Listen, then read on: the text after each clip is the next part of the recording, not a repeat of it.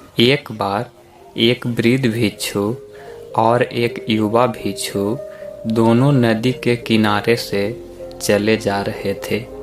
तभी उन्होंने देखा कि एक युवती नदी में डूब रही है और बचाओ बचाओ के लिए आवाज़ दे रही है। युवा भिक्षु तुरंत नदी में कूदा और युवती को नदी से बाहर निकाल लाया। इस तरह से उसने उस युवती को बचा लिया। इतने में वृद्ध भिक्षु गर्म हो गए। अरे, तुमने उस महिला को छू लिया, अब मैं तुम्हें बुद्ध से कहूँगा और तुम्हें दंड प्रायश्चित दिलवाऊंगा। कुछ देर बाद दोनों बुद्ध के सामने पहुँचे। वृद्ध भिक्षु ने कहा, भंते, इसको दंड मिलना चाहिए।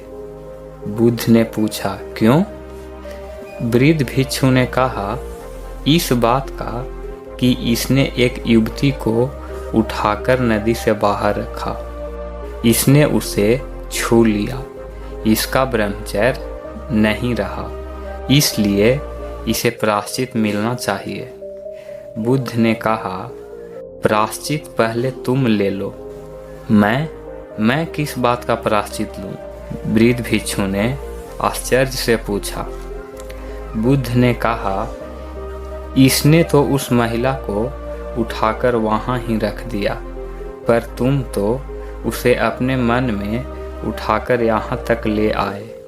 तुम्हारे मन में अभी भी यह है, तुम इतनी देर से उसे ढो रहे हो।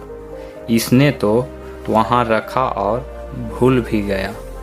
वृद्ध भिक्षु को गलती का एहसास हो गया और अपने मन में पश्चाताप किया। दोस्तों, इस कहानी से हमें यही सीख मिलती है कि पाप शरीर से ही नहीं बल्कि मन से भी होता है।